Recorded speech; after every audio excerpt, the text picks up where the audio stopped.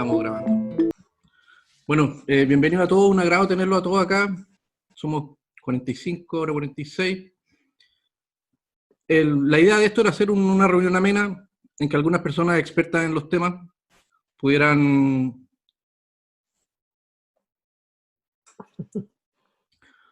hablar en relación a la película.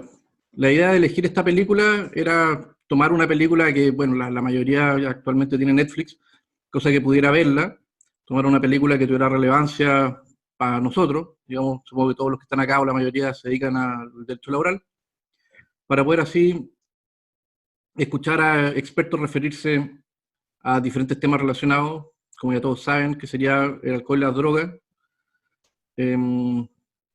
por lo que ocurre en la película, principalmente, obviamente, de Denzel Washington, del personaje que interpreta, como se despierta, digamos, con cocaína y después se sube a un avión y empieza a tomar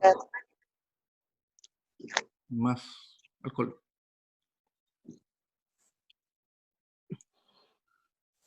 Así que tenemos preparado un orden en el que van a hablar. Todos conocen a los participantes. Primero va a hablar Daniela Allende, después va a hablar José Luis Muñoz, después Sebastián Pizarro, después Alejandro Burán y finalmente Marcelo Álvarez.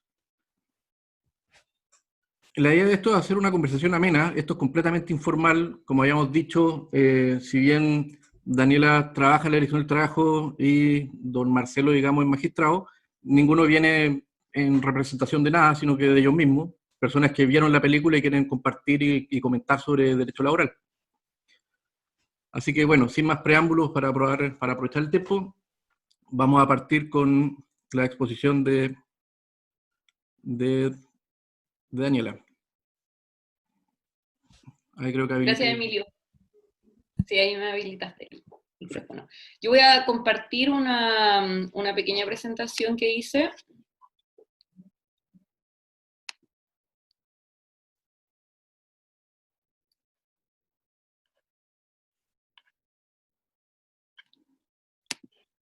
Ese informe con el cual Daniela igual podría ser de interés para varios.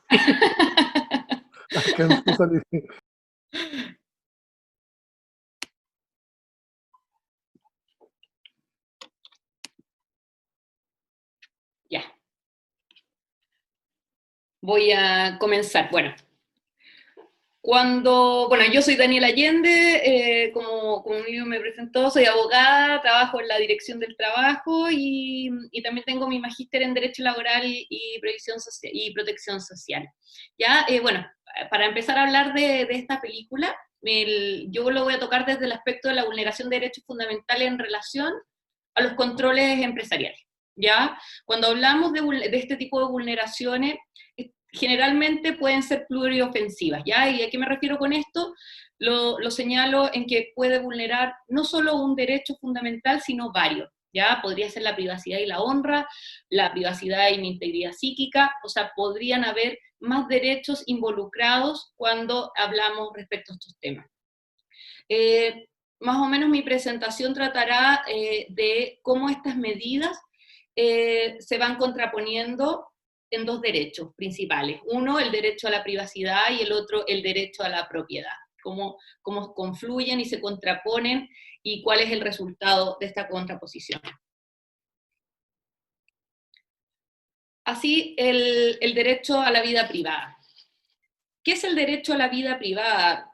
Primero tenemos que ir a dónde está el fundamento del derecho a la vida privada. El derecho de la vida privada tiene su fundamento en la dignidad del ser humano, ¿ya? Y su delimitación es muy compleja, porque es muy complejo en ocasiones delimitar qué es lo privado y qué es lo público, y más actualmente en lo que estamos viviendo, en donde están las redes sociales, en donde el celular se ha vuelto primordial, en donde ya mi privacidad, mi privacidad, como vivo el mundo privado, mi intimidad, es cada vez más reducido a lo que era antes, ¿ya? Y el derecho a la vida privada en el tiempo ha ido mutando y se ha ido transformando, ¿ya? En un principio, no podíamos pensar que existiera derecho a la vida privada si yo estaba en la vía pública. ¿Por qué? Porque el derecho a la vida privada hace una década atrás protegía el derecho a la propiedad. Por eso se refería a la inviolabilidad de las comunicaciones, refería a la inviolabilidad del hogar, hacía referencia a otras cosas. Actualmente, el derecho a la vida privada y el derecho a la intimidad dice relación con mi derecho como en la dignidad como persona, ¿ya? Entonces hemos ido evolucionando en el pensamiento y en la proposición de este derecho cuando lo planteamos. Dicho esto, hay que preguntarse, ¿qué es lo que protege? ¿Qué es lo protegido por el derecho a la privacidad? ¿Ya? Y es importante determinar que este derecho debemos entenderlo en dos líneas de reflexión. La primera debe ser entendida en el derecho a la privacidad a un espacio vital cuyo acceso yo no quiero que los demás lo sepan, ¿ya? Y es el llamado el secreto. Y en palabras de Carbonnier, el derecho del individuo a tener la esfera de secreto de la vida de la que tengo el poder de alejar de los demás, ¿ya? Estos son mis ideas, mis creencias, mi religión, mis relaciones sexuales, mi sexualidad y un montón de aspectos, ¿ya? Y la otra dimensión dice relación con la autonomía, lo que yo quiero que los demás vean de mí, ¿ya? Como yo quiero que los demás me vean respecto a mis tendencias, respecto a cómo me visto, si ocupo aros, si ocupo piercing, respecto a si soy transgénero, travesti, como quiero que los demás me vean, ¿ya? Por lo tanto, tenemos que ver estas dos líneas de reflexión. Una que dice relación con el secreto, lo que yo tengo en mi intimidad, y lo otro, como quiero que los demás me vean, ¿ya? ¿Qué espacios pueden ser reclamados como propios de la expectativa de la privacidad? De este modo surge un concepto muy importante que creo que por primera vez lo analizamos cuando vimos la causa de BCI con Dirección del Trabajo. Ya cuando nace este concepto de expectativa de privacidad. ¿Qué es la expectativa de la privacidad? ¿Cuándo tengo expectativa de privacidad? Cuando yo estoy en un grupo de WhatsApp del trabajo, ¿hay expectativa de la privacidad? Cuando yo voy a una reunión, ¿tengo expectativa de la privacidad? Cuando converso respecto a un tema, ahora, ¿tengo expectativa de la privacidad? ¿Cuándo existe esto? ¿Ya? Y para analizar este tema, José Luis Ugarte en su libro señaló 3 espacios en donde se puede dar esta expectativa de la privacidad. Uno es el personal, el otro espacial y el otro virtual. ¿Y qué dice relación con cada uno de estos espacios? Uno, el personal, es mi dimensión física de trabajador e incluso los objetos personales. ¿Qué dice relación con mi dimensión física? Mis datos biológicos, si tengo alguna enfermedad, si tengo alguna condición que yo no quiero revelar ante los demás, e incluso los objetos personales. A lo mejor yo tengo un auto que no quiero que los demás sepan que yo tengo ese tipo de auto, o donde vivo, dice relación con eso. También tenemos el objeto espacial, ¿ya? Y el objeto espacial dice relación con ámbitos sociales que yo tengo, ¿ya? Por ejemplo, ¿qué hago yo los fines de semana? Yo tomo alcohol, me drogo, ¿qué hago los fines de semana? En la esfera de mi privacidad espacial, ¿ya? O lo que yo hago durante la semana. Y el aspecto virtual. Y aquí este es un nuevo concepto que se agrega hace poco, que es respecto a mi espacio, mis formas de comunicación a través de los correos electrónicos, a través del WhatsApp, a través de todas las redes sociales, ya el Facebook y todo. Y ahí, ¿cuándo es privado y cuándo es público? O sea, cuando yo es público, cuando yo libero mi red social y lo pongo público, o cuando a lo mejor lo tengo completamente privado con un par de amigos, pero esos amigos liberan algunas fotos o me etiquetan teniendo ciertas conductas. ¿Dónde está mi expectativa de privacidad ahí? ¿Ya? Y aquí viene un tema, ya hablando ya de la privacidad, sus aspectos, sus fundamentos, vamos a los límites de la privacidad en la empresa, ¿ya? Porque ya tenemos determinado este ámbito. Resulta relevante saber cómo se soluciona cuando se contrapone el derecho de propiedad del empleador con este derecho a la privacidad que tienen los trabajadores, ¿ya? Así también tenemos que ver que no toda afectación va a vulnerar el derecho a la privacidad, ¿ya? También hay que hacer este análisis. ¿Y cuál es el análisis que se debe realizar para determinar si afecta o no afecta a este derecho a la privacidad, ¿ya? Y para eso tenemos el examen de proporcionalidad, ¿ya? Primero tenemos que ver si la medida que se está adoptando para hacer estas medidas de control es idónea, ¿ya? Primero, ¿y qué dice la relación con la idoneidad? Que permita alcanzar un objetivo legítimo. En segundo lugar, tenemos que ver si es necesaria, ¿ya? La medida debe ser indispensable para lograr este fin. Y por último, la proporcionalidad propiamente tal, que es la importancia de que un derecho restrinja a otro, ¿ya? Y aquí voy a poner como ejemplo una causa del segundo juzgado de letras del trabajo, la T-320-2015, en donde una farmacéutica escaneaba por completo a sus trabajadores, con el objeto que no robaran medicamentos, ¿ya? Y en este caso, lo que se estableció es que efectivamente había una vulneración a la privacidad del trabajador porque el escáner hacía que se le viera todo, incluso sus genitales, ¿ya? Por lo tanto, la medida no era completamente desmedida. ¿Por qué? Porque lo que se quería proteger era que no se robaran los medicamentos y las drogas de esta farmacéutica.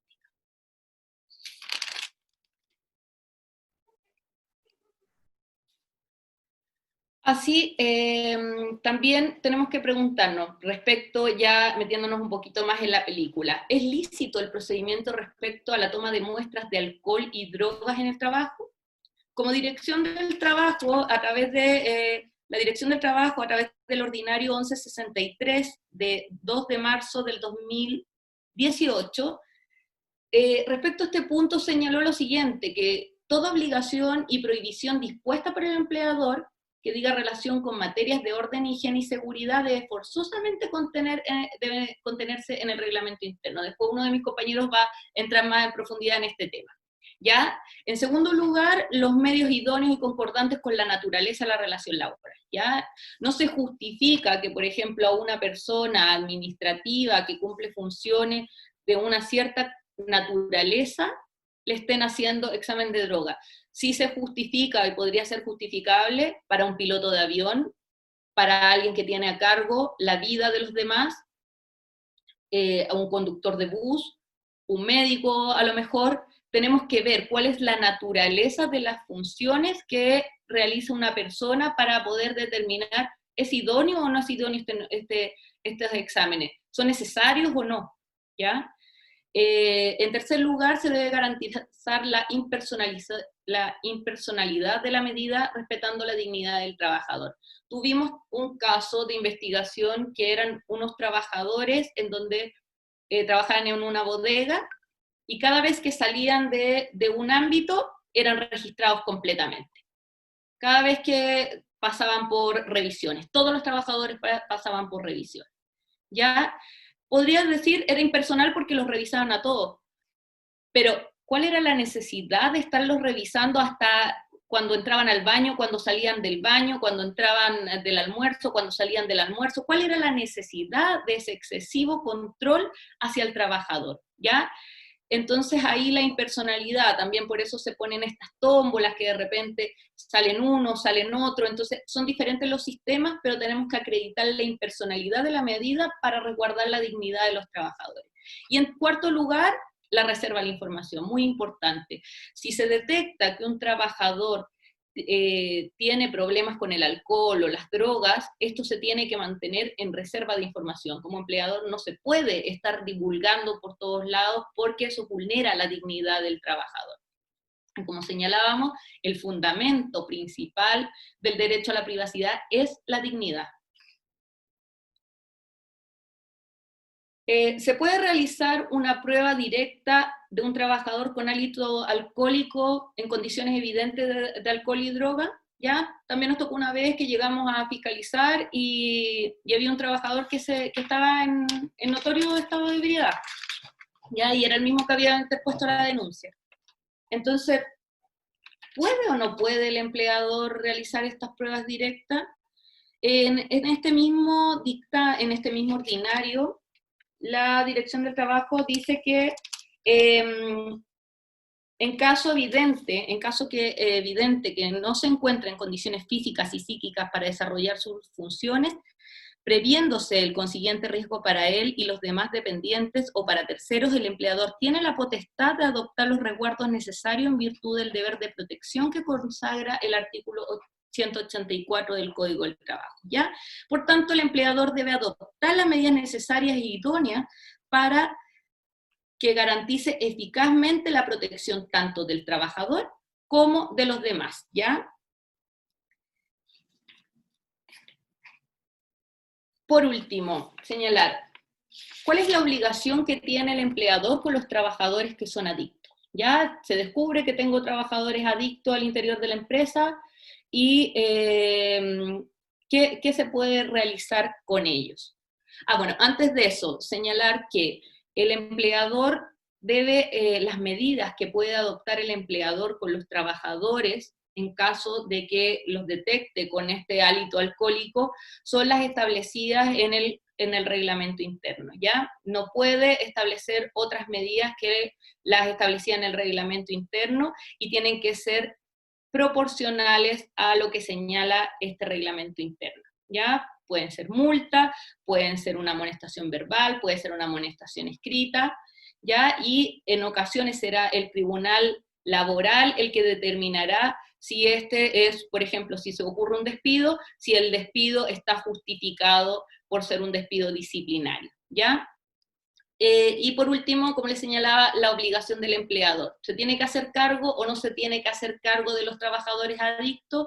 No existe una obligación legal que señale que se tienen que hacer cargo, pero sí existe el deber de resguardar eficazmente la vida y la salud de los trabajadores, ¿ya? Y siempre se debe propender a las buenas relaciones laborales, y uno de los fundamentos de eso es la protección, ¿ya? Y lo que siempre señalo, los trabajadores necesitan a la empresa y la empresa necesita a los trabajadores, por lo tanto, el cuidado personal que se tiene que tener con los trabajadores es fundamental.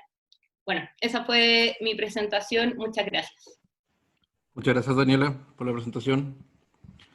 A continuación, siguiendo en la temática, va a seguir José Luis Muñoz. Adelante, José Luis. Gracias.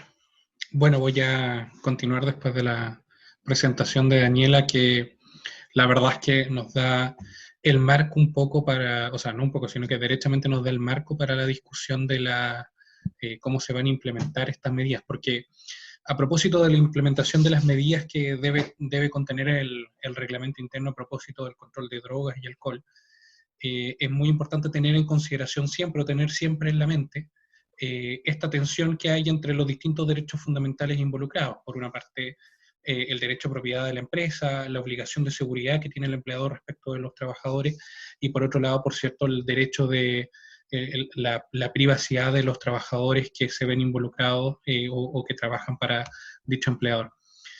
Por lo mismo, aterrizando esto al reglamento interno, el reglamento interno finalmente termina siendo un poco la bisagra quizás, o el fundamento que pasa desde la determinación desde la constatación de esta tensión entre los derechos fundamentales.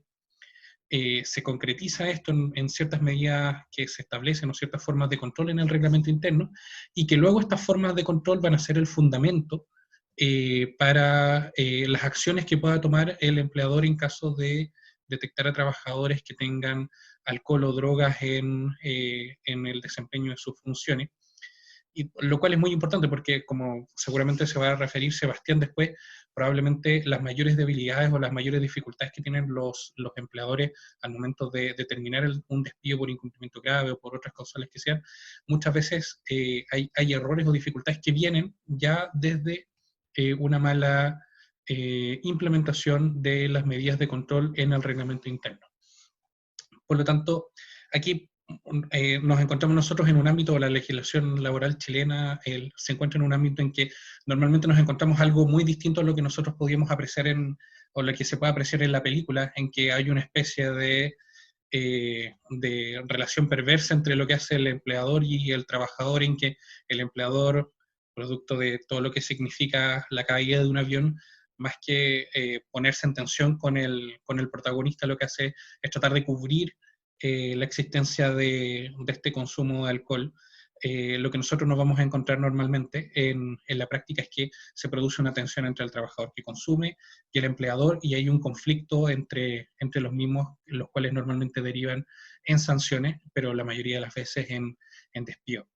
Por lo mismo, lo primero que uno tiene que hacer a propósito de esto es que, dado que nos encontramos ante una cuestión que es un conflicto de derechos fundamentales y existe una multiplicidad de empresas en las cuales se da este conflicto, lo primero es tener claro que va a ser la regulación dependiente del tipo de empresa y del tipo de funciones o actividades a las cuales se dedica la empresa. Por lo tanto, una primera recomendación que uno puede hacer cuando uno establece el control de seguridad en el reglamento, el control de alcohol y drogas en el reglamento interno, es no quedarse estancado en las cláusulas tipo que normalmente se ofrecen en los reglamentos internos, y efectivamente tratar de hacer una regulación bien especial o bien particular dependiendo del tipo de actividad de la empresa, porque no va a ser lo mismo no van a ser las mismas justificaciones para implementar esos sistemas de control en una empresa que se dedica, por ejemplo, a la minería o a la operación de maquinarias peligrosas, en que el trabajador en que la forma en que el trabajador se desempeñe o el hecho de estar alcoholizado o drogado va a tener una influencia importante en cómo se desempeña y en la seguridad del resto de los trabajadores y en la suya propia, que es lo que puede ocurrir, por ejemplo, en un banco o en un restaurante, en que evidentemente, si bien no deja de ser una conducta no deja de ser una conducta que puede ser considerada grave o imprudente, no va a tener la misma influencia o las mismas consecuencias que en estos otros ámbitos. Por lo tanto, partir siempre del reglamento interno determinando qué tipo de empresa estamos e indicar cuáles son los objetivos que se persiguen con la implementación de esos sistemas, los cuales van a ser luego importantes para definir cuáles son las medidas concretas que se van a tomar y la intensidad de las mismas. Como ya había adelantado Daniela, el ordinario de la Dirección del Trabajo ya ha creado ciertas normas o ciertas líneas que uno tiene que guiarse a propósito de la implementación de estas medidas. Y lo primero que debemos decir, bueno, está el criterio aleatorio, ¿no es cierto? Determinar que se va a aplicar a todos los trabajadores que cumplan ciertas características o que se encuentren especialmente en un riesgo de consumo de alcohol y drogas que pueden provocar riesgos para los demás. O bien que se va a hacer un sistema por sorteo en el cual, con algún sistema que además debe ser conocido y explicitado en el reglamento interno cómo se va a hacer ese sorteo, por el cual se determine que los trabajadores o cuáles trabajadores se van a someter a esos controles.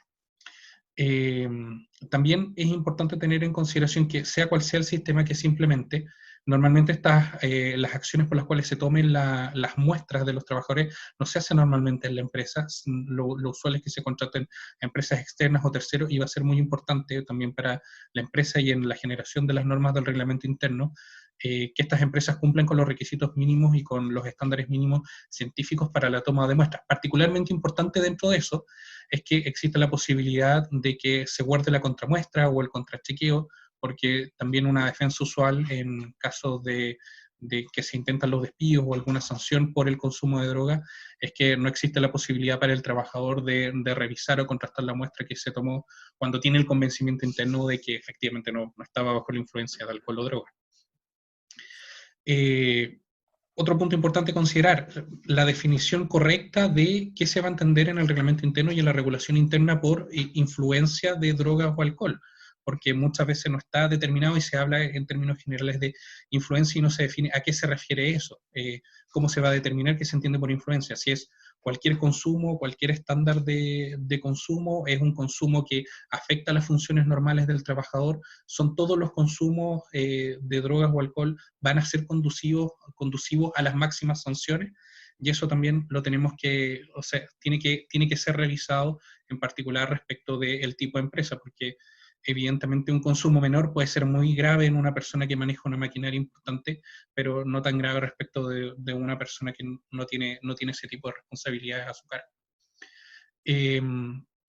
También tenemos que tener en consideración que esto debe hacerse respetando la confidencialidad de la información de los trabajadores, y en eso hay un tema muy, muy importante, muy delicado respecto de cómo se entrega esta facultad de control del empleador a terceros o a laboratorios, porque evidentemente los empleadores no tienen las facultades propias para hacer las revisiones, de verificar que las personas o los laboratorios, los terceros a los cuales se les está encargando el control de esta droga y la toma de muestras de los trabajadores, o sea, los sistemas necesarios que respeten lo que está establecido en la ley 19.628 sobre protección de datos personales, considerando especialmente que nos estamos encontrando aquí en el ámbito de datos que son especialmente delicados o especialmente importantes para los trabajadores, como su condición de salud, el hecho si han consumido o no drogas, y que tienen un resguardo y una protección especial que exigen, entre otras cosas, además de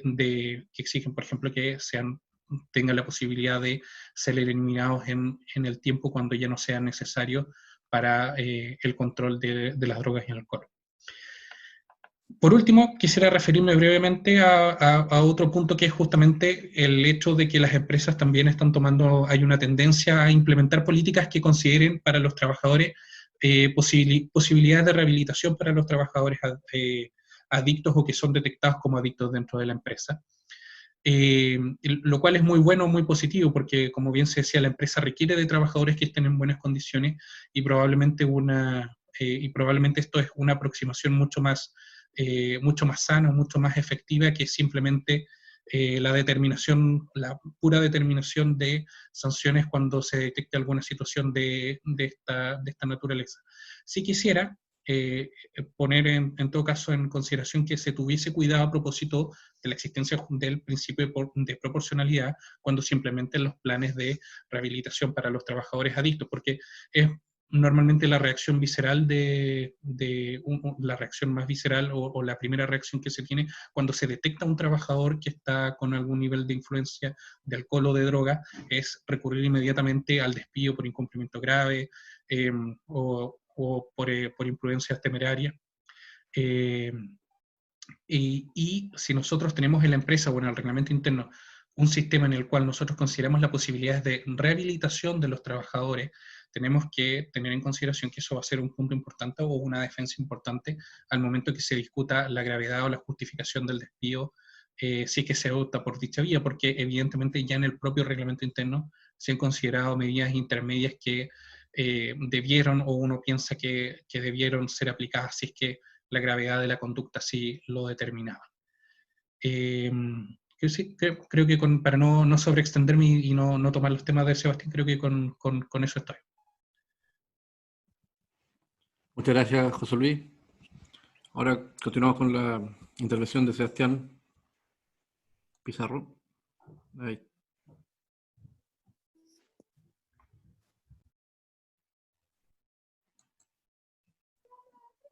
Estamos, ¿se escucha bien? Ahí sí.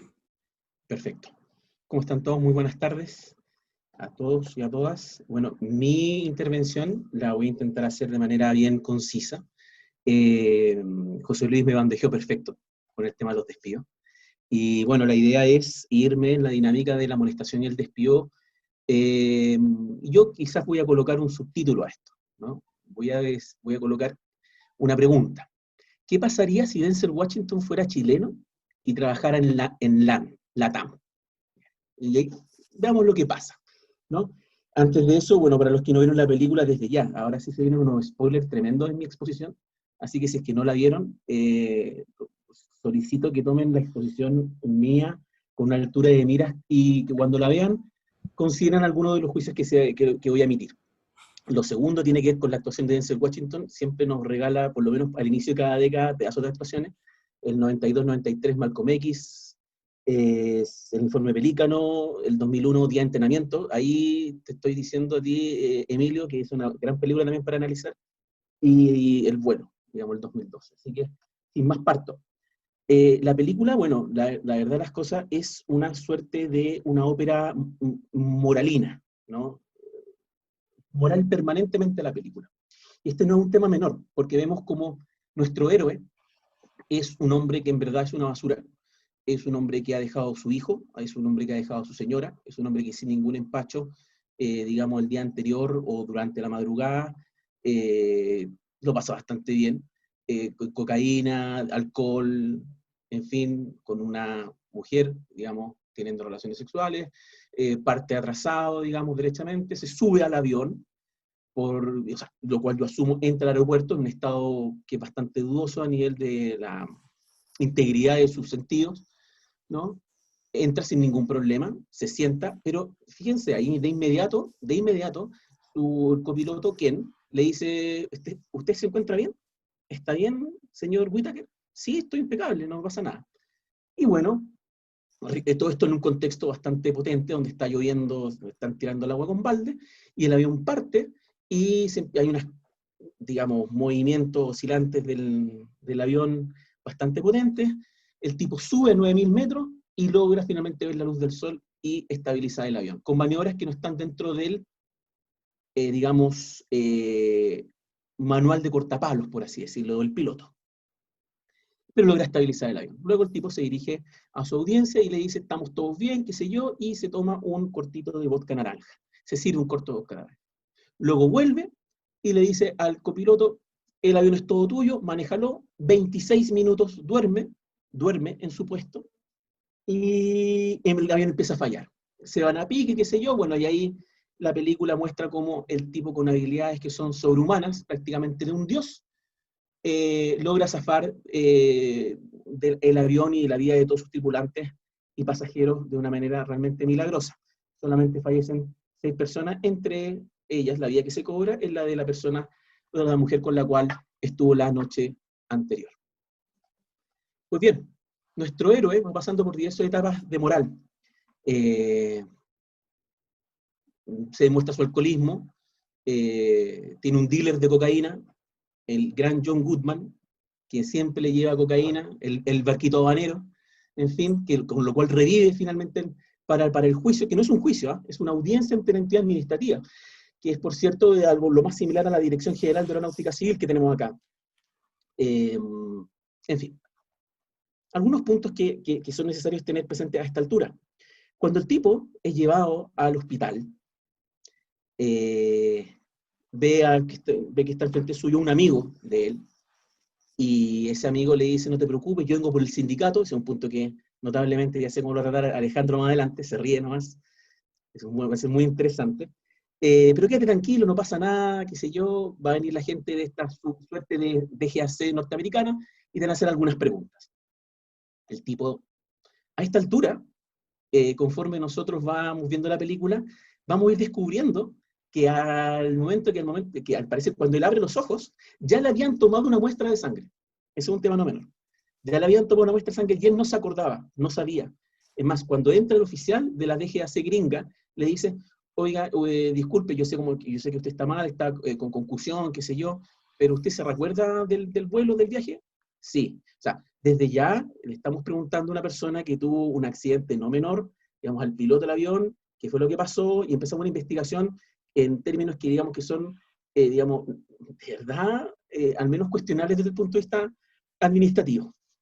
Pero bueno, es interesante también, y disculpen que me gaste casi mis 5 primeros minutos en tema moral, pero esto es muy relevante para el punto al cual quiero llegar. Ya más repuesto, Whittaker, que es el personaje que desempeña Denzel Washington en la película, va a visitar a su copiloto y se da cuenta en un primer minuto que pareciera ser que su copiloto lo va a echar al agua. Derechamente lo va a echar al agua cuando llegue esta DGAC gringa a preguntarle cosas. Y le dice, no se preocupe porque en verdad yo sé que Dios estuvo presente en ese vuelo. No hay otra forma que un piloto pudo haber zafado de esta. Dios se puso en sus manos, Señor. Incluso más, ahí se toman de las manos y rezan, qué sé yo. El abogado, contratado por el sindicato, dice que va a intentar meter dentro de las dinámicas argumentativas en favor de Whittaker el hecho de que esto es un acto de Dios, ¿ya? Y que incluso su amigo, que incluso lo hospeda, que es el dirigente sindical, le dice, mira, la DGAC puso a 3 o 4 pilotos a maniobrar exactamente como tú lo hiciste y nadie hizo lo que tú hiciste. Esto es un milagro, nadie lo ha hecho, y tipos que eran secos, qué sé yo. ¿Para dónde voy? Se trata, en el fondo, de pensar, y que pensemos, si es ¿qué es lo que pasaría en Chile en un escenario como este? ¿Qué pasaría si Denzel Washington ya no se llama Denzel Washington, sino que tiene un nombre bastante más chilenizado, y es piloto de, bueno, en general los pilotos no tienen nombres muy chilenos, pero en el fondo, ya da lo mismo, da lo mismo, pero fuera, por ejemplo, piloto de LAN, y disculpen que mencione la empresa, porque si es que tienen un buscador a la mano en el teléfono, busquen el reglamento interno de esa empresa y visualicen el artículo 35, ¿ya? Y si vieron la película, le van a sacar mucho más provecho a esa lectura. Y piensen un poco en eso. No lo voy a traer a colación ahora, pero espero que lo tengan a la vista o se lo lean en algún minuto. ¿Para dónde voy? Todo este afán moralizador de la película, que nosotros lo podemos proyectar en unos muy factibles despidos de Denzel Washington, en Chile, probablemente, la empresa LAN lo puede despedir, o amonestar, digamos, es manifestación del poder disciplinario del empleador, ¿ya? El poder disciplinario del empleador viene dado de diversas formas, ya sea con una carta, con una reprimenda verbal, ya dije la carta, un descuento del 25% de su remuneración, digamos, diaria, o despido, ¿ya? ¿Qué pasaría en este caso? Yo lo pregunto, ¿qué pasaría en este caso? ¿Se cumplió con, por ejemplo, lo que dice el reglamento interno? O ni siquiera, aunque no lean el artículo 35 del reglamento interno de LAN, porque asumimos que Denzel trabaja en LAN, no Denzel, sino que el nombre que quieran, trabaja en LAN, ¿se aplica eso? O sea, ¿en la película se aplica eso? Tenemos a alguien que le tomaron sangre sin siquiera haberle dicho, oye, agua va, te vamos a tomar sangre. No tenía idea. Se inicia una investigación derechamente con un estado mental que nadie sabe cómo estaba el tipo. O sea, puede haber estado totalmente perdido. Pasaron horas de una caída de más de 9.000 metros. O sea, bueno, es una película, pero está basada en hechos reales. ¿Ah? Ojo con eso. Lo triste de la película, lo triste, es que finalmente, en una dinámica muy hollywoodense, el tipo, nuestro héroe, cae en una redención. Y todo apunta a que finalmente Denzel es el culpable. La verdad, las cosas, uno tiene varias cosas que decir en torno a esto, ¿no?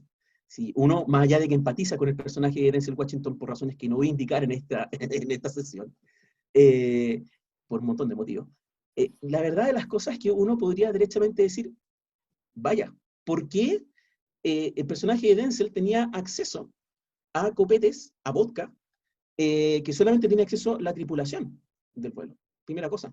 Porque nadie en el aeropuerto le toma el hálito alcohólico o le toma algún examen preventivo a Denzel. Digamos, LAN, maldito LAN, no lo hace. ¿Ya? ¿Por qué derechamente, si no fuera, por ejemplo, hubiera un universo a esa tripulación, en la que finalmente la prosecutora de la DGAC gringa le pregunta si es que acaso la mujer con la que era su pareja al inicio, digamos, de la película, ¿por qué nunca se repregunta o se retruca el hecho de que a ella no le hicieron un examen de drogas previo a ingresar? Porque ella también estaba bastante arriba, hay que decirlo, al inicio de la película, ¿no? Ella, para activarse también, jala una línea de cocaína, ¿no? Pero en fin, no se respeta, si quisiéramos que Denzel fuera chileno, insisto, los protocolos o las circulares, qué sé yo, que muy correctamente efectúa la Dirección del Trabajo a este respecto, ¿no? Y tiene que haber una aleatoriedad, por ejemplo, tiene que haber una proporcionalidad, qué sé yo. Y ya pongámonos, sabiendo que me quedan 5 minutos, pongámonos en el papel del juez. ¿Ah? Más adelante va a estar Marcelo y nos podrá dar algunas luces de esto. Pero, ¿se imaginan cómo resolvería el juez este caso? O tal vez me pongo 2 escenarios más atrás. ¿Qué causal traigo a colación? ¿160 número 1? ¿Falta probidad? No lo sé. ¿Ya? Tendría que irme por el 160 número 5, una exposición imprudente. Ojo con esa. O me voy al bolsillo payaso el 160 número 7.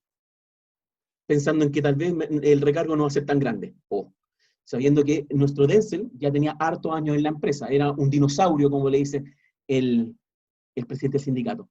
Fíjese que yo me voy a detener en una que yo sé que tal vez se vaya a tocar. La imprudencia temeraria. ¿Ya? Y la negligencia inexcusable de la empresa. Porque yo le tengo que estar colocando a alguien que eventualmente se anda tomando copetes, o sea, porque yo tengo que estar colocando a mi tripulación en vuelos de 52 minutos, que eso es lo que demoraba el vuelo a Georgia, así que mi memoria no me falla, o no sé si están en Georgia y en Atlanta, no me acuerdo. Orlando, Atlanta. Exactamente, gracias Alejandro. ¿Por qué les tengo que dar copetes? ¿Por qué yo les tengo que proporcionar copetes? Si están trabajando. Están trabajando. Es más, es una invitación, ¿no es cierto?, a que la gente se porte malulamente. Entonces, ojo con esas cosas, ojo con esas cosas. Porque también la exposición imprudente por parte del trabajador, si tiene que ciertamente, si no se quisiera ir por Denzel, o con el nombre que quieran en Chile, tendríamos que ciertamente ponderarla también con los deberes de cuidado de la empresa, al amparo 184. ¿No? Ojo con eso. Y ojo, además, una cosa muy importante. El juez, cualquiera sea el escenario, porque yo sé que Lan ya está pensando en eso, el detrimento patrimonial. En la película de 102 mueren 6, gracias a la pericia de un piloto jaladísimo y ebrio. ¿Qué hubiera pasado tal vez si yo si fuera abogado de Denzel? Yo podría decir perfectamente, oiga, señoría, ¿sabe que si mi cliente no hubiera estado jalado, probablemente no hubiera tenido estas habilidades que son de un acto de Dios y no salva a nadie? Y no estaríamos aquí, eventualmente con el señor Denzel Washington a mi izquierda, o a mi derecha, según ustedes quieran verlo, presente en esta sala. Y estarían tal vez los herederos, pidiendo, digamos, daños y otras cosas más. Entonces, esas cosas son muy interesantes al amparo de la película. Evidentemente estamos en un sistema, insisto, donde no era un juicio, pero es bastante inquisitivo, era que no, la administración del Estado, perdón Daniela, era muy inquisitiva la administración norteamericana en este sentido, y claramente estamos en presencia de una película que nos muestra que los límites de los derechos fundamentales no se resuelven en abstracto. Podemos definir el contenido, podemos definir el alcance, pero a la hora de los cubos, es en ese minuto en que el juez y los actores tienen que ir definiendo de manera lo más recta, rayana y aplicable al caso posible los límites de aplicación de los derechos fundamentales que están en juego. Eso es, muchachos. Muchas gracias. Muchas gracias, Sebastián. Estuvo entretenido. Bueno, ahora pasamos con don Alejandro a ver la intervención. Gracias, Emilio. Te río anticipadamente, esto ya no lo ocupa. Y saludos a todos y a todas. ¿Ah? Y efectivamente, siempre entretenido escuchar o leer a Sebastián. Eso lo sabemos anticipadamente. Pero yo, como me gusta ser disruptivo a veces, voy a contradecir a mi amigo Sebastián o rectificarlo, como se dice en los alegatos, una rectificación de hecho, porque en el avión las bebidas alcohólicas que estaban ahí no estaban a disposición de la tripulación, estaban para los pasajeros. Y lo que ocurre es que con la turbulencia inicial se cancela la distribución de bebidas a los pasajeros, y aprovechándose de eso, Denzel Washington se saca 3 botellitas para él. Pero, por lo tanto, no, saca 3. Y después él comenta de que en la basura encuentran 2. Y dijo, pues si yo me tomé 3, ¿cómo encuentran 2? Y se burla de la incompetencia de los investigadores. ¿Ah? Entonces, primera aclaración es que la empresa, el copete no lo pone a disposición de la tripulación, lo pone a disposición de los pasajeros, y este tripulante en particular incumple y toma algo que no estaba destinado para él. ¿Ya? Entonces, eso hace que el caso pueda ser más entretenido en la controversia jurídica, digamos, entre empleador y trabajador en un escenario como el que estábamos discutiendo acá, digamos. Estuviésemos hablando de un problema de vulneración de derechos fundamentales durante la relación laboral o eventualmente con ocasión del despido. ¿Ya? Que no es mi tema. Yo me estoy metiendo aquí donde no debo. Pero de alguna forma sí va a ser mi tema. Porque lo que yo quiero hablarles, y el enfoque que quiero darle a esta película, es algo que sale un poco de lo que han hablado mis antecesores y lo que habla Marcelo, y es el papel del sindicato. ¿Ya? Y esto lo podemos llevar a cualquier empresa, no necesariamente una empresa aeronáutica o una empresa de transporte en general, porque en general el transporte de pasajeros, terrestre, aéreo, marítimo, tiene reglas, unas más estrictas que otras, pero todos tienen reglas que son más estrictas que otras actividades, justamente porque uno pone en riesgo la salud de otras personas que se encomiendan a que tú las transportes de un lado a otro. Entonces, el papel de este sindicato, que tiene la particularidad que es un sindicato norteamericano, ¿ya? Y yo me imagino que todos hemos tenido la experiencia de ver muchas películas sobre cuál es la dinámica, cómo se comportan los sindicatos americanos, que son bien particulares. ¿Ya? A punto de usar una palabra que puede ser media polémica, pero que técnicamente es rigurosa sin tener una connotación necesariamente peyorativa. Pero son particulares estos sindicatos. ¿Sí? No tienen la misma fisonomía que los nuestros. Pero llevando el caso y analizando la película, y revisando en particular el artículo 220 de nuestro Código del Trabajo, que establece cuáles son los fines principales de las organizaciones sindicales, que es importante destacar los principales, porque sabemos que la libertad sindical en cuanto a derecho fundamental tiene una serie de atributos, y entre esos, la libertad sindical permite saber que usted puede ejercer la libertad de actuación que estime pertinente. Y esto no está sujeto a muy pocos controles externos, digamos. La autonomía del sindicato de ejercer un plan de acción destinado a cumplir sus objetivos colectivos es un área excluyente de cualquier otro, particularmente del empleador, pero incluso del Estado. Los órganos del Estado no pueden determinar, siempre y cuando no se cometan delitos. Salvo eso, el sindicato puede ejercer los planes de acción que estime pertinente. Dicho eso, en esta película, tratando, es imposible no hacer spoiler, como anticipó Sebastián, el dirigente sindical, compañero, y voy a hacer otra precisión, este es un sindicato de pilotos, solo de pilotos, cosa que en Chile también hemos visto. Existe el sindicato de pilotos de la TAM, y en otra línea de ella, no voy a permitir esta frase, que puede ser polémica, pero tenemos los sindicatos clasistas en ciertas industrias, por ejemplo la aeronáutica, por ejemplo los hospitales, clínicas privadas, donde está el sindicato de médicos, donde está el sindicato de técnicos y donde está el sindicato de auxiliares, los colegios, etc. Tenemos los famosos sindicatos clasistas, y que es legítimo, digamos, dentro de nuestro ordenamiento jurídico. Lo que quiero decir es, este sindicato representa los intereses de su clase, de su categoría de trabajadores. Entonces, no, si yo dije que iba a ser político, esa es la idea. Resulta que el sindicato, según nuestra legislación, según el famoso artículo 220, tiene entre sus funciones principales representar y defender los derechos individuales de sus socios, ¿cierto? Tenemos el 220 número 2, que dice que representar a los trabajadores en el ejercicio de los derechos emanados de los contratos individuales de trabajo cuando sean requeridos por los asociados. Perfecto. O sea, asumir la defensa de su socio individual en sus derechos individuales es parte de su función. ¿Estamos de acuerdo? También tenemos el número 3. Y ese, a propósito de lo que decía Daniela y de alguna forma nos relaciona con el velar por el cumplimiento de las leyes del trabajo o de la seguridad social, denunciar sus infracciones ante autoridades administrativas o judiciales, actuar como parte en los juicios o reclamaciones a que dé lugar la aplicación de multas u otras sanciones. Y la relacionamos con el 486, norma de tutela, sobre la legitimación activa de los sindicatos, ¿cierto?, cuando la vulneración de derechos fundamentales se produce durante la vigencia laboral. Entonces tenemos el conjunto normativo suficiente para sostener que el sindicato está bien y nos parece sumamente intuitivo y correcto que el sindicato defienda a sus socios, como de la esencia, ¿no? Ahora, la película nos plantea matices, y aquí es donde yo quiero llamarlos a una reflexión un poquito más compleja. Porque ¿qué ocurre, por ejemplo, con el mismo 220 número 4, número 5 y número 8 de nuestro Código del Trabajo? ¿Y cuál es el papel que tiene el sindicato en la representación y defensa de los intereses colectivos de los demás socios?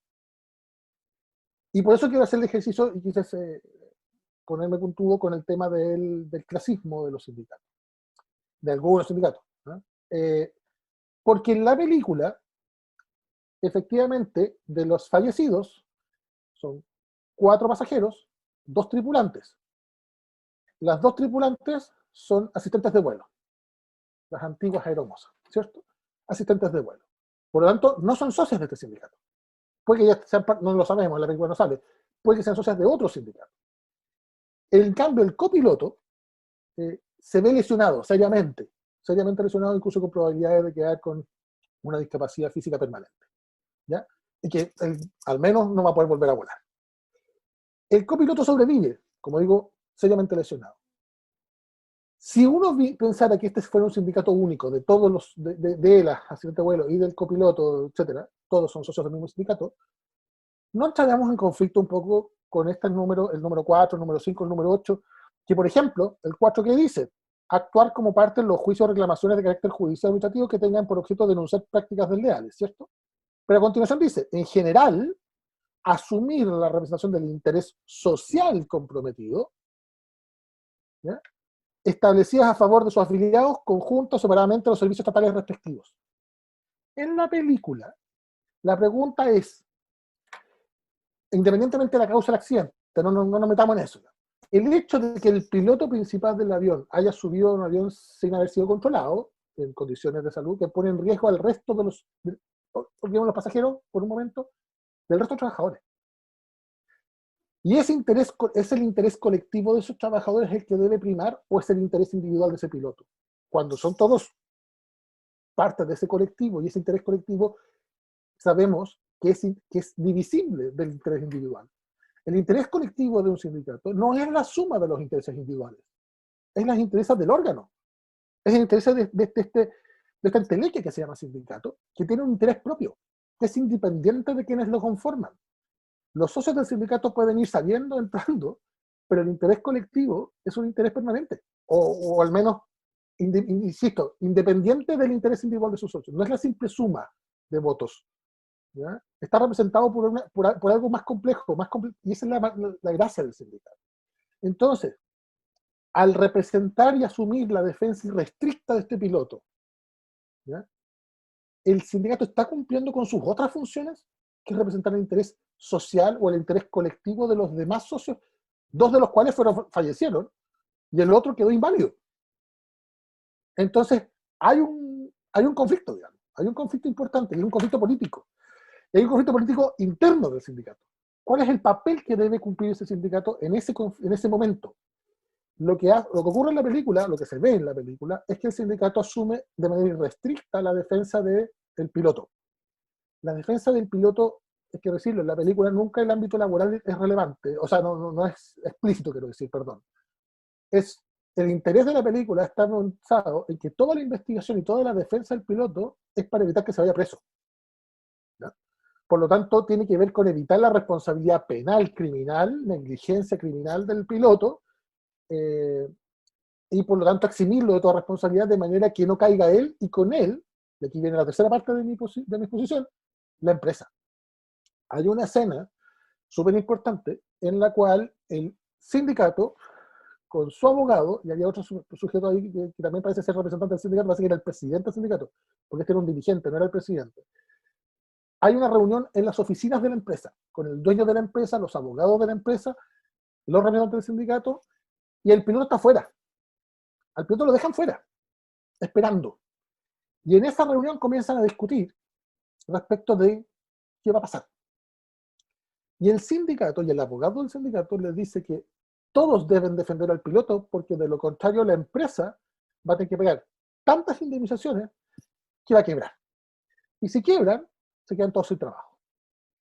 Por lo tanto, el sindicato lo que está haciendo puertas adentro con sus socios afuera y a sus es tomando una estrategia de defensa, no sé si del interés colectivo, es discutible, digamos, del interés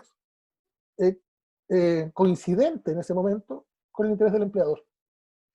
Entonces, si nosotros vamos a asumir que el sindicato tiene, se me olvidó un número importante, dentro del 220, el quinto dice que es prestar ayuda a sus asociados y promover la cooperación mutua. Y el 8 es el que dice propender al mejoramiento de sistemas de prevención de riesgos de accidentes del trabajo y enfermedades profesionales sin perjuicio, ¿cierto?, de la competencia de los comités paritarios de higiene y seguridad.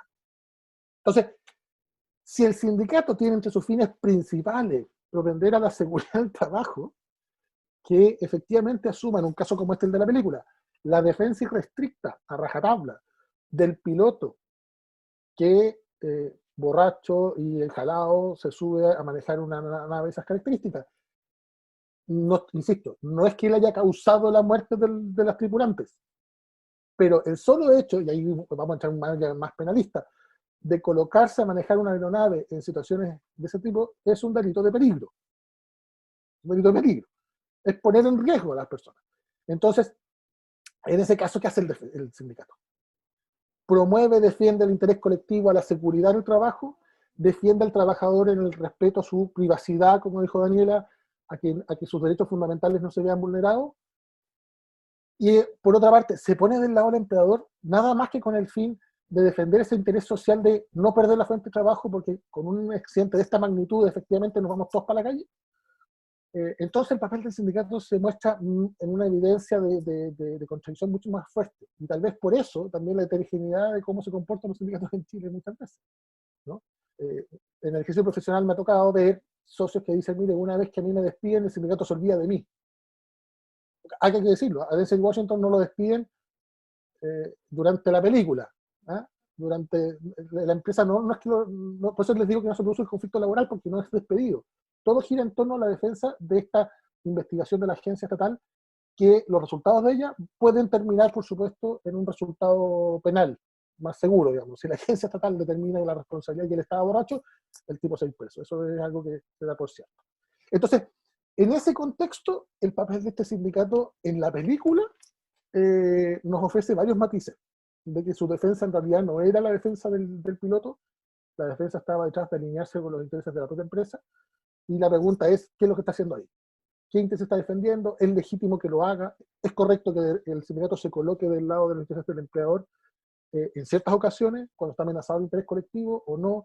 Yo quiero dejarlo abierto, no quiero ofrecer una respuesta porque creo que la discusión da para mucho, y sin un sindicalista presente, esta cuestión es dispareja. Me refiero a un dirigente sindical, no me refiero a que no hayan aquí representantes del sindicalista. No, me refiero a dirigentes sindicales con los cuales se pueda conversar algo de esto. Yo creo que da para otro tema. Así que eso sería, y les agradezco su tiempo y los dejo en buenas manos de Marcelo y de mí. Muchas gracias, Alejandro, por la exposición bien interesante. Ahora vamos a pasar al último expositor, don Marcelo Álvarez. Adelante, don Marcelo. Ahí está. Gracias, Emilio. ¿Ahí sí se escucha? Sí, perfecto. Ya. Gracias, Emilio. Bueno, agradecerte la oportunidad para compartir algunas ideas acá, y siempre aprender es bueno para nosotros los abogados, los jueces, todos los que nos dedicamos, y de sobremanera el área laboral, que es la que nos convoca en esta oportunidad. Bien, lo que voy a hacer es plantear algunas ideas levemente doctrinarias, un poquito en relación a la causal, y que podría encuadrarse a raíz del consumo de alcohol o de drogas como justa causa para terminar un contrato de trabajo. Desde el punto de vista del artículo 160, número 1, letra A del Código del Trabajo, hay alguna doctrina que ha pretendido desde hace algunos años incorporar el consumo de este tipo de elementos como configurativo de dicha causal. En ese sentido, preliminarmente, entonces nos preguntamos, ¿es posible o no despedir a un trabajador porque consume alcohol y drogas? Depende. Hay consumos ciertos de la esfera privada y que pueden o no incidir en el desempeño del trabajador. Si no inciden, en principio, no darían lugar, ¿cierto?, a la terminación de un contrato de trabajo. Pero podría suceder que el consumo en la esfera privada, que no trascienda al ámbito laboral, podría generar suspicacias en el empleador acerca de la idoneidad del dependiente. Voy a hacer presente algunas premisas que yo he rescatado de una bibliografía que al final les voy a comentar, que me parecen relevantes en torno a la gravedad de la causal de la que estamos hablando. Se ha pretendido, como les decía, incorporar dentro de la causal del artículo 160, número 1, letra A del Código del Trabajo, la conducta relativa al consumo de alcohol o de drogas del trabajador. Y lo catalogan como, evidentemente, una falta de probidad, porque consideran que hay una falta de honradez, ¿cierto?, una falta de rectitud en el obrar, y por lo tanto no hay una transparencia del trabajador para con el empleador de contarle o, en el fondo, hacerle presente que es un sujeto activo en el consumo habitual o no, ya veremos, de dichas sustancias. Las normas relativas a la honradez deben considerarse inherentes al comportamiento humano, no pueden soslayarse. En cuanto a tales, estas normas se encuentran incorporadas al contrato de trabajo, aun cuando el contrato expresamente no las señale. No podemos soslayar esa circunstancia. La falta, además, debe ser de una entidad, como ustedes lo deben conocer, los que se dedican al ámbito laboral, de una entidad tal que el único camino viable sea la extinción del vínculo laboral, para poner término al mismo, ¿cierto? Y la causa, como dice una doctrina francesa, debe ser real y seria. ¿Qué significa esto?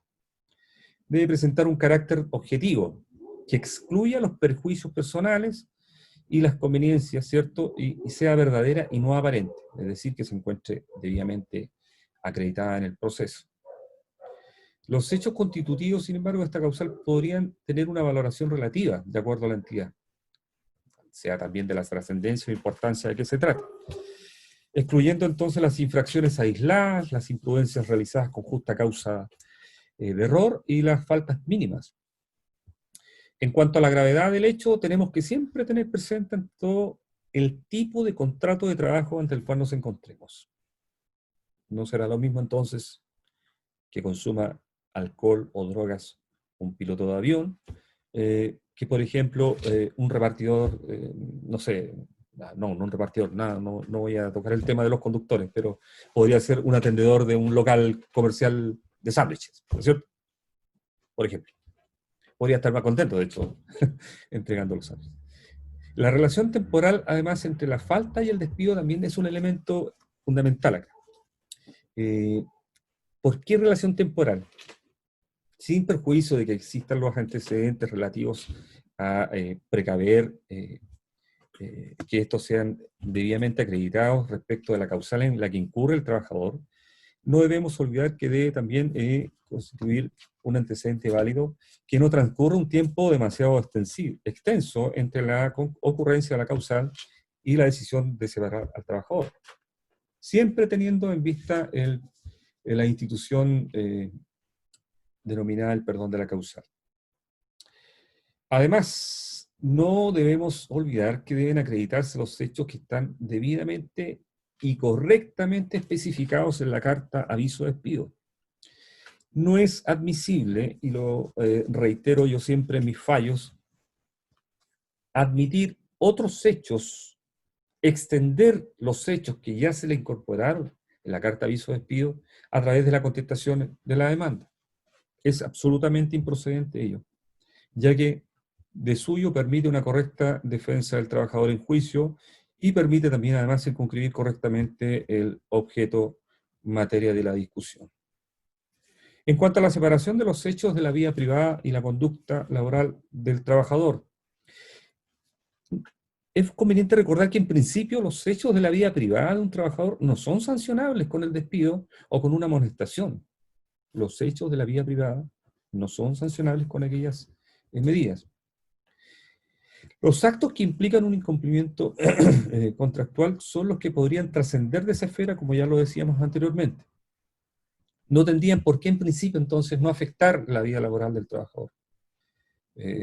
Por más repudiable que parezca, ¿cierto?, la vida privada del piloto, antes de subirse al avión, me refiero, sus líneas de cocaína o sus tragos, etc. No podría generar de por sí ex ante una catalogar al trabajador, ¿cierto?, como un ser de tal o cual estilo. No lo convertiría de suyo ex ante en un profesional no idóneo para la labor en la que se desempeña, porque perfectamente podría ser que terminada su resaca, por así decirlo, ¿cierto?, se suba al avión y lo lleve a buen término el vuelo, como incluso ocurre en la película, cuando, ¿cierto?, a pesar de las condiciones físicas en las que se encontraba, pudo lograr, sin perjuicio de las víctimas que se cobró el accidente, pudo lograr aterrizar la nave. Esta separación entre los hechos de la vida privada y la conducta del trabajador podría tener una excepción. Ya Daniela ahí nos hablaba al principio de las medidas de control y que ello tiene el límite, ¿cierto?, de los derechos fundamentales, y nos habló también del principio de proporcionalidad que hay que efectuar nosotros como judicatura laboral cuando el caso ya está judicializado. Puede darse de por sí, creo yo, una intromisión objetiva y que tenga un fundamento razonable, proporcional, justificado, y que existe una conexión evidente entre el aspecto privado de la vida del trabajador y su vida o desenvolvimiento laboral. Sin embargo, hay opiniones en contra de esta idea, como yo encontré en la bibliografía revisada. Por ejemplo, hay una jurisprudencia muy antigua de un trabajador que fue detenido por conducir en estado de ebriedad. Y la jurisprudencia que dijo, en el momento de conducir el vehículo ejecutaba actos que no eran inherentes a las funciones que él desarrollaba en la empresa. Por lo tanto, el empleador, cuando supo de la conducta, de la detención por conducir a esta autoridad, lo despidió, pero dijo la Corte en su oportunidad, dijo, está mal despedido, porque no implicaba, ¿cierto?, directamente una afectación a las funciones que desarrollaba dentro de la empresa. Ahora, claro, dentro del caso del piloto, y creo que ya todos varios se han ido adelantando con esa idea, y podríamos someterla a conversación más adelante. Surge el interrogante si el comportamiento, entiéndase la embriaguez y o drogadicción del piloto, su conducta extralaboral, es contradictorio. Si el comportamiento es contradictorio, entonces, ¿cierto?, con la prestación debida, la función o el cargo específico, ¿podría el empleador incurrir en alguna intromisión de su vida privada invocando sus facultades directivas? Eso queda un tema interesante a la discusión. Ahora, a continuación, les voy a hablar brevemente algunas ideas sobre la embriaguez, ¿cierto? Entendida como como dice la RAE, una perturbación pasajera, dice, perturbación pasajera, producida por la ingesta excesiva de bebidas alcohólicas. Y la podríamos catalogar en tres grupos: la no habitual, la habitual o reiterada, y derechamente la embriaguez crónica, patológica o el alcoholismo, ¿cierto? En cuanto a la embriaguez no habitual, podríamos señalar que el consumo etílico esporádico sin mayores consecuencias o discreto es el que constituye este grado de embriaguez, ¿cierto? El consumo podríamos señalarlo de carácter social. Yo creo que en todas las empresas, cuando celebran algún evento, ¿cierto?, siempre se sirve por ahí un vinito, alguna cosa, ¿cierto? Ya derechamente ahí estamos incurriendo en este tipo de embriaguez. Bueno, algunos más que otros, porque a lo mejor los efectos, como se dice, son de carácter bastante subjetivos, entonces hay que analizar ahí cuál es el efecto en cada persona. Esto me trae recuerdo una vez que me tocó conocer una causa por conducción bajo la influencia del alcohol, hace muchos años en garantía. Y claro, el tipo era una persona enorme, de más de 100 kilos, 1,80 m, y claro, los efectos en él de una cantidad no muy grande de alcohol no eran los mismos que, a mi juicio, yo así lo entendí, que una persona de la mitad de su contextura, por ejemplo. En principio, entonces, la embriaguez no habitual no configuraría un fundamento válido para la extinción del vínculo laboral, excepto, como toda regla general tiene una excepción, los cargos de relevancia y que pudieran generar, por ejemplo, escándalos en la empresa, ¿cierto? No sé, pues vemos al gerente ahí que anda con hálito alcohólico de la empresa. Podría, no me la voy a jugar todavía, dar origen a un despido debido. O una labor que exija un especial celo. Y ahí volvemos al caso del señor, ¿cómo era el apellido? Whittaker, algo así. Claro. Podría, ¿cierto? Si es que se trata, por ejemplo, no haya tenido esa conducta de embriaguez habitual y en el momento de subir al avión, en vez de tomarse los vodkas, haya tomado, no sé, unos 10 botellas de whisky, porque me imagino que los vodkas no van a originar, o el whisky le originaría, por ejemplo, un mayor grado de intemperancia. En fin, da para la discusión. Luego podríamos hablar de la embriaguez habitual o reiterada.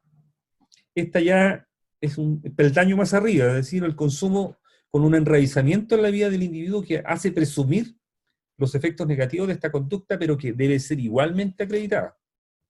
En principio, al igual que la anterior, no sería suficiente para configurar la causal de despido disciplinario, según esa doctrina, y según la idea que yo también comparto, requeriría una repercusión negativa en la prestación de los servicios. Pero, sin embargo, no hay que soslayar, no hay que olvidar la idea de que toda persona que trabaja debe presentarse en condiciones óptimas, aptas para desarrollar sus servicios. Más adelante les podría comentar el caso de un trabajador que conocí hace algunos años, y bueno, se los comento derechamente ahora. Curiosamente, este trabajador era el mejor funcionario del tribunal, por ejemplo, ¿cierto? El que llegaba de los primeros, y el que se iba al último, y el mejor trabajador más encima, pero yo sabía que cuando habían partidos de un X club deportivo, un día domingo, él iba a llegar con hálito alcohólico bastante fuerte. Entonces, ¿me entienden? Ahí el hábito, la habitualidad no perjudica necesariamente a las labores de él, pero las condiciones en las que se prestaba quizás no eran las óptimas. Finalmente, tenemos la embriaguez crónica o patológica. Y aquí habría que distinguir dos subespecies de embriaguez, según lo que yo pude aquí investigar. La inclinación por el consumo derivado de la enfermedad misma del alcoholismo. El alcoholismo crónico, también llamado la dipsomanía. No constituiría una justa causa para despedir si no se presenta en condiciones no aptas para trabajar, pero sin embargo se sabe que sufre del alcoholismo, a mi entender, y podría, por ejemplo, constituir una causa válida para la suspensión del contrato de trabajo, permitiendo que el trabajador recuperado vuelva a sus labores. Por ejemplo, al piloto le toman el control antes de subir al avión, alto, lo sometemos a otro control, contramuestra, positiva nuevamente, exámenes médicos de chequeo, se estima que el individuo sufre de tal patología, se suspende su contrato de trabajo, especialmente teniendo presente que no se trataba de cualquier piloto, sino de una persona que lleva muchos años, y además con un grado de expertise sobre la media. Y la otra subclasificación es el vicio alcohólico, que este sí que da derecho, a mi entender, a poner término al contrato de trabajo como tal, pero debidamente acreditado, como es la regla general en este tipo de casos. ¿Qué se entiende por el vicio alcohólico? El apetito exacerbado, ¿cierto?, que es llevado adelante de forma frecuente, con exceso por parte del individuo, a pesar de, ¿cierto?, hacerse presente que está incurriendo en una conducta que lo va a llevar a un decaimiento de sus facultades físicas y mentales al largo o al corto plazo. Bueno, hay que acreditarlo, evidentemente, esta conducta. Finalmente, en cuanto al consumo de drogas, entendido como el consumo reiterado y regular de sustancias de diversa naturaleza, que terminan afectando el normal desarrollo de la prestación de vida, es un hábito patológico, evidentemente, podríamos decir que evidentemente esta conducta del trabajador, si es que se incurre en ella, repercutiría negativamente en el trabajo. Es evidente, ¿no? Es algo absolutamente lógico y esperable y razonable. Por lo general se ha seguido el mismo tratamiento que la embriaguez que ya vimos anteriormente en la clasificación, en cuanto a la doctrina así lo ha entendido. Ahora bien, un elemento que me pareció interesante que revisé es que, curiosamente, el consumo de drogas tiene el mayor rechazo social que el consumo de alcohol.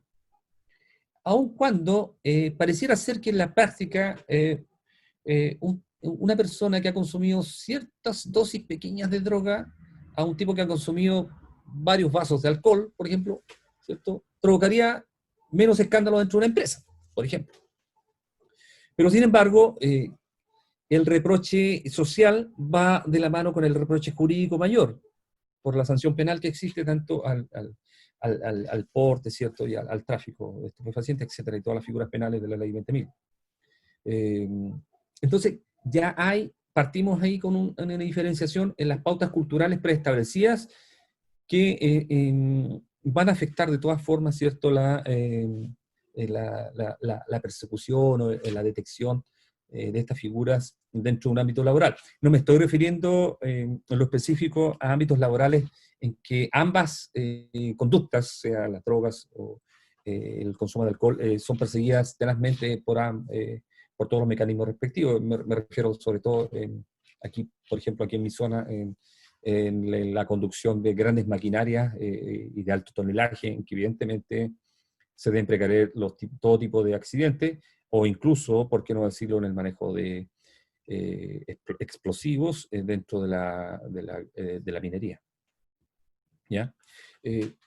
Cuando hablábamos de esta conducta o pautas culturales preestablecidas, claro ejemplo de ello es que en el avión había alcohol, y lo hay, en los vuelos comerciales, ¿cierto? Hay siempre alcohol a disposición de los pasajeros, ¿ya? Que en última instancia no podríamos no podríamos olvidar que en algún momento también podría afectar la seguridad de un avión que se ponga alcohol a disposición de los pasajeros. No es menor ese antecedente. Pero bueno, lo que nos interesa es el trabajador. Ahora, recordar, evidentemente, como ya lo habíamos dicho respecto de la embriaguez, que el empleador solo podría examinar al trabajador invocando un interés justificado o legítimo para determinar la capacidad o idoneidad de aquel, teniendo como límite siempre, y como nos recuerda el artículo 5 del Código del Trabajo, los derechos fundamentales del trabajador, especialmente la vida privada, la honra y la intimidad de este dependiente al que se le va a practicar un examen, por ejemplo, de carácter preventivo o un examen de rutina de carácter aleatorio. Finalmente, voy a lanzar una interrogante para la discusión o para el comentario, si es que así lo desean. Que yo la propongo de esta manera. ¿Sería posible entender que respecto del piloto comercial de la película, habría operado una especie de purga de la causal de despido? Entendido como la capacidad, esta purga, de haber evitado un mal mayor, tanto respecto de la empresa, de la aeronave, y especialmente del número de víctimas fatales, tomando en consideración además, como antecedente válido, que otros pilotos fueron puestos en el simulador y bajo las mismas condiciones de vuelo, y ninguno fue capaz de aterrizar el avión. Eso es un interrogante que dejo para compartir, y les agradezco la atención que me han tenido en estos minutos. Muchas gracias. Muchas gracias, don Marcelo, por la exposición. Ahora lo que planeaba era, si habilito los micrófonos de ustedes, para ver si alguno tiene alguna opinión que dar sobre la exposición de otro. Obviamente en buena onda. La buena onda ha estado todo el rato, no hemos disfrutado harto, especialmente la reunión previa a esta. Claro. Corre vodka naranja, ¿ya? Corre vodka naranja. Aunque Claro. yo soy más amigo del vodka tónica, pero Sí. el vodka naranja Por los gustos colores. Sí, absolutamente. Me están dando la razón por lo que acabo de decir, ¿eh? Absolutamente. De que los que somos de más de 100 kilos y más de 1,80 m magistrados, ¿cierto? Tenemos un margen de tolerancia mayor. Me encantó la conclusión. O sea, Alejandro, puedes tomar todo lo que quieras. Tengo autorización del magistrado. Claro. Oigan, a propósito de algo que es un poco transversal, pero que siempre me provocó la inquietud cuando supe del caso de Cadem. Cuando Cadem ganó ese juicio de despido por violación de derechos fundamentales, cuando despidió a una trabajadora, que era trabajadora, no era trabajador, acusándola de haber filtrado información de las bases de datos de los encuestados por Cadem a otra empresa competidora, y para estos efectos Cadem lo que hizo fue intervenir y entrar a su correo electrónico, etc. Entonces, en la causa de despido se alegó el tema de la vulneración a la inviolabilidad de las comunicaciones, como vulneración de derechos fundamentales. Y Cadem se defendió, y el tribunal le encontró la razón, alegando que ellos tenían un deber de garante de derechos fundamentales de terceros. En este caso, de las personas encuestadas, y que esa información es confidencial. Cadem tenía la obligación de tutelarla y resguardarla, y por lo tanto su acción, en un ejercicio de ponderación de caso concreto, que es lo que planteó Sebastián en algún momento, ¿cierto? Y por eso que lo quiero tocar a propósito de esto. En este caso concreto, la ponderación de derechos fundamentales me obliga a mí, en cuanto garante, como empleador, a cargo de derechos fundamentales de terceros, que pueden ser o mis clientes, pasajeros, o mis otros trabajadores, en mi obligación de garantizar esos derechos fundamentales. ¿Cuándo puedo yo eventualmente ejercer ciertas acciones intrusivas o derechamente vulneratorias de derechos fundamentales de un trabajador aisladamente? El caso Cadem me hizo recordar este caso a propósito de la discusión que teníamos de estos pilotos. De estos pilotos que están colocados en una posición donde la empresa tiene una obligación principal, que es, más que volar, más que cumplir su itinerario, es volar con seguridad. Esa es la primera obligación de una línea aérea. Y por lo tanto, el mandato es, si usted no está en condiciones de volar con seguridad, con todas las medidas de seguridad, usted es mejor que no vuele. mejor que conocer el vuelo, que quede en tierra, etc. En ese escenario, esa discusión ya no es lo que quiero decir, no es un conflicto de hechos fundamentales entre los derechos fundamentales del empleador con el del trabajador. Es un conflicto de hechos fundamentales del trabajador con respecto a terceros que el empleador está obligado en posición de garante de proteger. Para dejarla ahí picando, amigos míos. Lo bonito. ¡Ya, pues! ¡Recojan el guante! Pero alguien. No, yo voy a recoger el guante un poco para decir que esa tensión es algo que se da probablemente en todos los casos en que el fundamento del control del alcohol y la droga tiene que ver con la seguridad dentro del ámbito de la prestación de los servicios, porque aquí en nuestra legislación el empleador siempre se encuentra de cierta forma en una posición de garante, ya quizás no hablemos de derechos fundamentales, pero al menos de la seguridad y la salud del resto de los trabajadores. Por lo tanto, esa es una tensión que se va a producir, sobre todo en los casos en que hay alguna consecuencia de accidente o que pudiese haber alguna consecuencia de accidente, ya no solo entre el trabajador y el derecho de la privacidad del trabajador y el derecho de propiedad del empleador, sino también respecto del derecho de seguridad del resto de los trabajadores que se encuentran en la empresa, o el resguardo de la salud, o el deber de garante de la salud que tiene el empleador respecto a los trabajadores. Yo ahí voy a derechamente a contestar la pregunta de Marcelo, para conectar un poco con todo lo que ya se ha conversado, y voy a volver con la pregunta. ¿Qué pasaría si Denzel fuese chileno? Bueno, para mí habría un caso particularmente entretenido, donde yo, a mí me gustaba estudiar historia imaginándome que yo era el héroe de las películas. Bueno, aquí me voy a imaginar como si fuera el abogado de Denzel, ¿ya? ¿Y qué es lo que yo haría? O tal vez como yo proyectaría esto. Yo me iría por la causal que me tiraran, obviamente después injustificado y qué sé yo, pero pensando en la pregunta que hizo Marcelo, claramente a mí me van a tirar una reconvencional, ¿ya? Claro. Me van a tirar una hermosa reconvencional, y habría lo que algún civilista ciútico diría un cúmulo de responsabilidades, ¿ya? Y ahí eventualmente, uno podría entender al final del día que el juez se va a, conforme incluso al sistema que tiene de valoración de la prueba, que digamos que no es libre, ni nada por el estilo, pero es sana crítica, ¿no? Uno podría decir, oye, fíjate que la purga como tal, en materia laboral, no existe, ¿ya? Pero hay un punto que yo toqué en la exposición. Fíjate que, oye, me eché un avión, digamos que un avión que ya venía más o menos malo, que no se le habían hecho, digamos, determinadas pruebas en tantos meses, y qué sé yo, algo de eso se habla en la película, incluso creo que los rodamientos estaban mal, un montón de tonteras. Tal vez si se hubiera ido a un remate, hasta Margas lo compra, para los que saben. Bueno, no es un avión muy caro, por lo tanto. No es un avión muy caro. Pero fíjense que ¿cuánto vale la vida de esas personas? ¿Se imaginan a LAN, digamos, ahí sí que se irían a quiebra en Estados Unidos? Ciertamente. Porque ¿cuánto vale la vida de esa persona?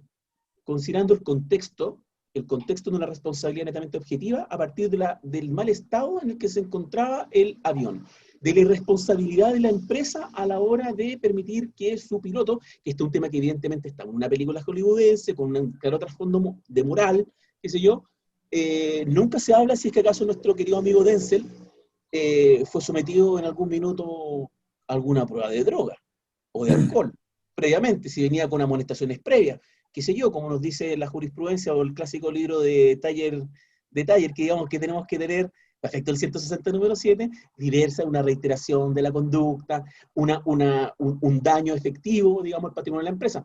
Te lo creo, me eché un avión, sí, pero te salvé de 3.000 millones de dólares en puras indemnizaciones. Fantástico, ¿eh? Creo que la purga, para estos efectos, podría funcionar como una salida específica a lo que significa el cúmulo de responsabilidad, y eventualmente llevarme yo el 20% de la diferencia entre el costo del avión y la vida de todas las personas que salvó mi muchacho. Eso. Fue la posición del sindicato a todo esto. Por lo demás. Fue, de alguna manera, la posición que trató de defender el sindicato como justificación. Y de hecho... Disculpa, Alejandro, disculpa. Un punto. En esa reunión que tú manifiestas, hay una cuestión que es contextualmente muy bacán de observarla.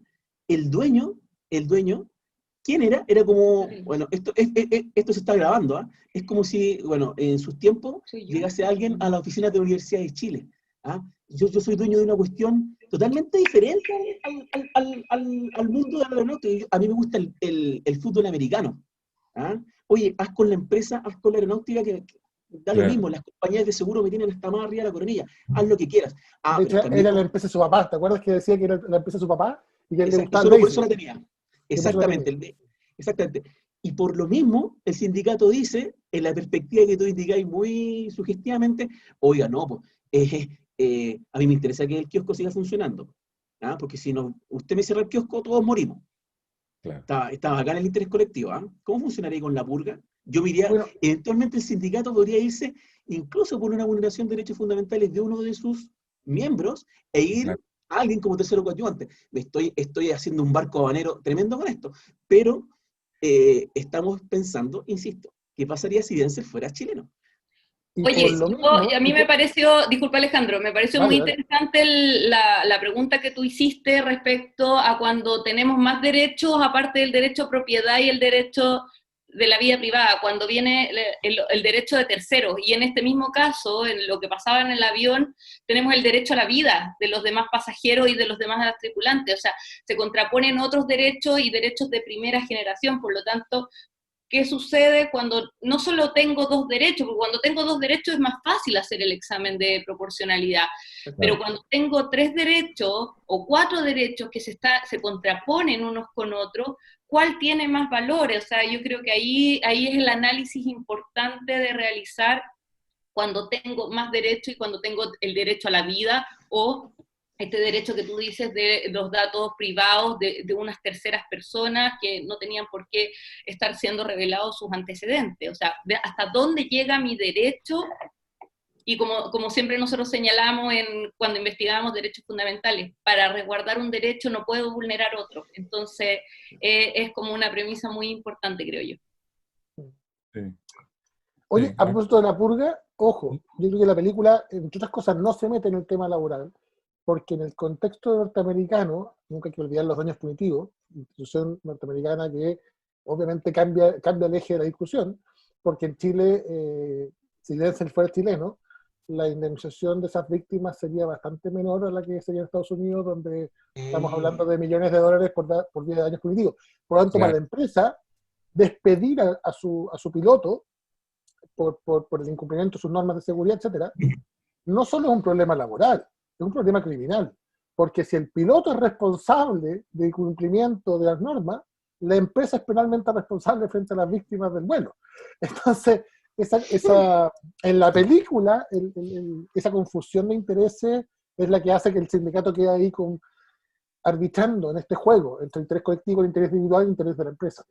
Objeción. Usted no tiene nada que objetar, estamos en administrativa, caballero. Objeción claro, igual. El dirigente sindical se va a objetar cuando el piloto decide, estamos haciendo el tremendo suelo, cuando el piloto decide contar la firme y autoincriminarse, salta el dirigente sindical a pedir que lo callen de alguna forma. Me cojo la quinta enmienda, cuestión. No, claro, así que, no, encuentro que la película elegida por Emilio fue súper buena en el sentido de que nos muestra esta sutileza, que cuando uno se empieza a analizarlo desde lo laboral, se da cuenta que se puede tejer mucho, se puede jugar maravillosamente bien. Y eso que la película, insisto, el tema laboral no lo toca directamente, se enfoca en lo criminal. Claro, que piensa que el acto de Dios en sí están tratando de alegar que es caso fortuito. Y al final acá en Chile ahora estamos ahí con el caso. Hay muchos actos de Dios ahora. Ahí sí que no vuela, pues. O sea, el acto de Dios con un rodamiento que no había sido cambiado en 3 años. ¿Eh? Notable. Solo los gringos podían poner un acto de Dios como causa basal de un accidente. Sí, a Denzel le hubieran retenido el 10%, eso sí. Sí. Sí, también. Y con funa por redes sociales.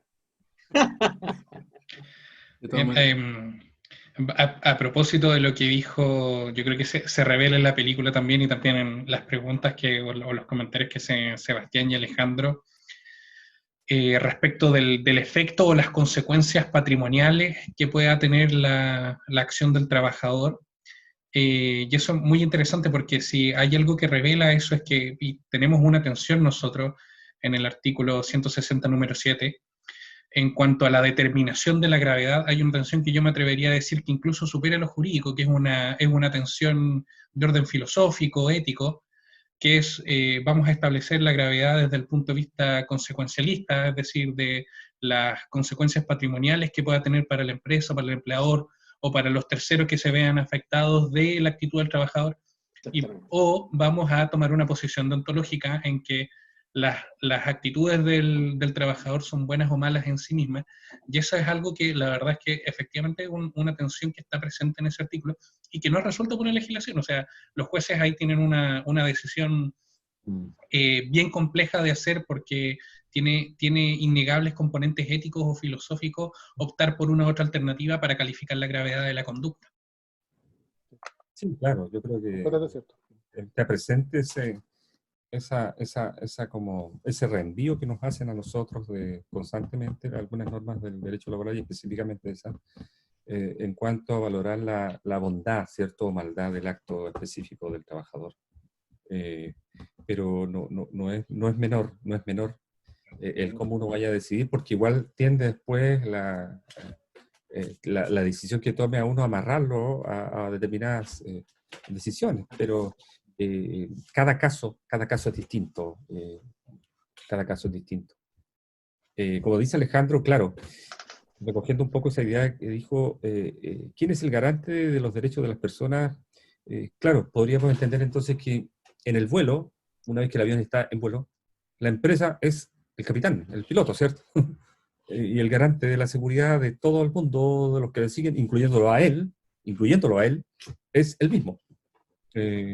Lo cual sería un interesante tema también para conversarlo, porque trasladaría entonces la obligación del artículo 184 a la persona del propio trabajador, y no específicamente al que proporciona los medios de trabajo, como es la nave, en óptimas condiciones. Y ahí entramos, Marcelo, a otra forma de mirarlo, y es el empleador que permite que el trabajador conduzca una aeronave en esas condiciones, ha incumplido su deber de garante, y por lo tanto, como él es el que tiene el control de la empresa y tiene el poder de controlar que las cosas se hagan conforme a ciertos estándares de normas, digamos, y de seguridad, por supuesto, es él el que tiene la obligación de evitar que esto ocurra. Y por lo tanto, no hay un incumplimiento del trabajador de manejar el avión curado, sino que es el incumplimiento del empleador que no ejerció sus facultades de control con respeto a derechos fundamentales. Y esa es, o sea, debe respetar los derechos fundamentales del trabajador, pero al mismo tiempo tiene que ejercer su facultad de dirección y control. Exacto. Porque la empresa es de él, el proceso productivo le corresponde a él, y él tiene ese deber de garante. Si él permite que el trabajador maneje una aeronave en esas condiciones y decide no controlarlo, él está asumiendo un riesgo. Y ese riesgo no se lo puede trasladar al trabajador. Exacto. Es el riesgo que él está asumiendo. Exactamente. ¿Por qué? Porque las medidas de prevención, de seguridad, de anticiparse, de tomar el control antes de que suba la nueva y todo eso, porque es intrusivo, o porque le es caro, o porque le es incómodo, él decide dejar a discreción de cada piloto que huele o no huele borracho. Y si eso es así, en la lógica de la genialidad del riesgo, el riesgo es del empleador, no debería ser el trabajador. Así que para agregarle otro pelo a la sopa, digamos. Otra guindita, el 2322 del Código Civil, que te habla en un lenguaje que me encanta, que es súper, como se dice, Morandé con compañía, es como: los amos responderán de las conductas de sus criados o sirvientes. Corta. Vamos. Y está vigente. Claro, está vigente. Ahora, si te hay ese artículo en un juicio laboral, yo voy por Denzel. Pasaste a ser esclavista. Pasaste a ser por el criado. Te amo, po. Hazlo en Georgia, esa cita. No, me matan, po, me matan. Salgo linchadísimo. No, en Nueva York te matan, en Georgia te aplauden, te ponen un monumento. Exactamente. Es súper masivo. Y te ponen el auto de los Tipe Hazard con la bandera pintada en el techo. Claro. Exacto. Bueno, yo creo que estaríamos. La idea... Tú diriges bueno, la nave, Emilio. Sí. Tú eres el piloto, Emilio. Sí, yo creo, porque al final habíamos hablado que la idea era que fuera 1 hora y llevamos 1 hora 48. Oye, sí, no se ha conectado nadie, ¿eh? ¿Ah? No se ha desconectado nadie. Gracias a todos por su tiempo y por su atención. Sí, muchas gracias por la atención. Llegaron a 49 y se han mantenido. Qué bueno, 49. parece que funcionó. Como le decía Alejandro, después queremos ver a lo mejor Billy Elliot, que trata de sindicatos también. Sí, Sí. ya. Claro. Así que, bueno. Tú eres el cinéfilo acá. Bueno. Bueno, le doy las gracias a todos ustedes por haber participado, también a todas las personas que se conectaron y estuvieron acá pendientes. La verdad es que debatimos un poco si íbamos a dejar el micrófono abierto para hacer preguntas y todo eso, pero no nos da el tiempo y se perdería mucho el sentido de lo que vinimos. Al final pudimos comentar la película, pudieron ustedes comentar la película, yo me guardé mis impresiones por un tema de tiempo. Y bueno, espero les haya gustado y lo esperamos para la próxima. De aquí vamos a estar tratando de organizar con la buena exposición de los presentes, invitando a más personas, lo más seguido posible, en verdad, lo que dé el tiempo. Así que eso. Muchas gracias, Emilio, por la invitación. Gracias, Emilio. Gracias a todos. Gracias Marcelo, por la invitación, gracias a todos. a todos los Gracias, asistentes. Un gustazo, lo pasé muy bien. Estuvo entretenido. Ya, Hasta la próxima. estamos Hasta la hablando. próxima. Salud, magistrado. Salud. Con Catónica. Chao.